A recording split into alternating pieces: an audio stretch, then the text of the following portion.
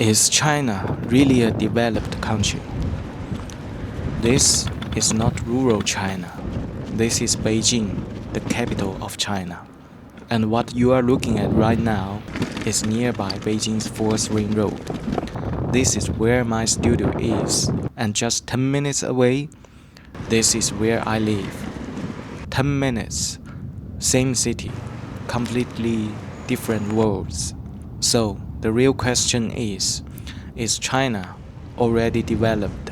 Or is it still, as some foreign media say, far behind? Today, instead of statistics or headlines, I will show you my answer through something very simple. My 10-minute daily commute. This is Mao and Judy. We live in Beijing, China, and we show you the real China you don't usually see in the news. Today, I will take you along a journey that is ordinary for me, but may feel surprising to you. I'm starting from my residential community. As you can see, the parking areas are full of cars, but interestingly, during rush hour, most of these cars don't move at all. Beijing traffic is extremely congested, so even people who own cars often choose electric scooters or the subway for daily commuting. Cars are mostly used on weekends or holidays, not for everyday work. As I ride out, you can already see Wangjing Soho, the Mercedes-Benz building, and the Caterpillar headquarters. This is the Wangjing CBD. At night, it looks like this. This is the image of China most people around the world are familiar with. Modern, shiny, and fast developing. And in English media, there is often one sentence added at the end. But at what cost? So, is there really a cost? Let's keep riding. About 2 minutes later, we reached the edge of the high-rise area, crossed this newly built overpass, completed just this year to erase traffic to the capital airport, and suddenly the city changes. Once we cross it, the skyscrapers almost disappear. You see overhead power lines everywhere, uneven utility poles, small repair shops, and scattered street stores. If I told you this was a small county town in northern China, you might believe me. But right next to this road is the famous 798 Art District, one of the most active contemporary art areas in China. This is partly why this area looks so old. And those modern office buildings suddenly appearing in the middle, they tell you something else very clearly. This land is not cheap. After another 2 or 3 minutes, the scenery shifts again. On the left, industrial parks and residential compounds. On the right, wide open space and massive power transmission towers. It feels like we are far away from the city center, but in reality, we left the CBD just 5 minutes ago, and the parked cars along the road tell you something important.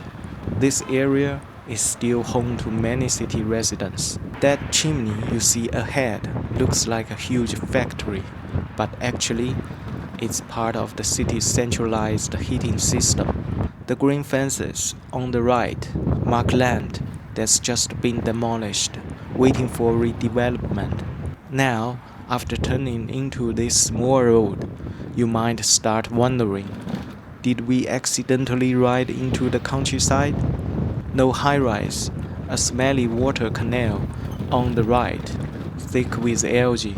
On the left, simple red brick walls. The road is uneven and broken. After passing a floodgate, you see railway tracks ahead.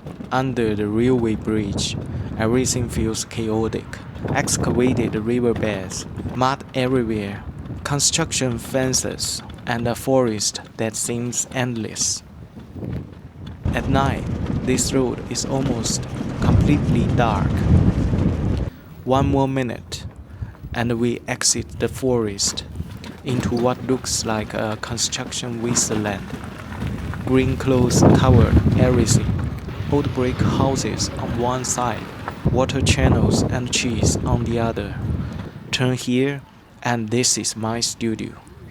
It's another old factory area, converted into an art park. From the rooftop of my studio, you can see construction sites and forest below. The CCTV headquarters in the distance, and the clusters of renovated factory buildings nearby.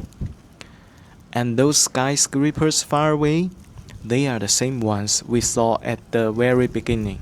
All of this within 10 minutes on an electric scooter. At this point, you might already have an answer. Maybe you are thinking, extremely imbalance in urban development. Maybe you are all ready to answer, but at what cost? But before you decide, let me show you the other side of these places.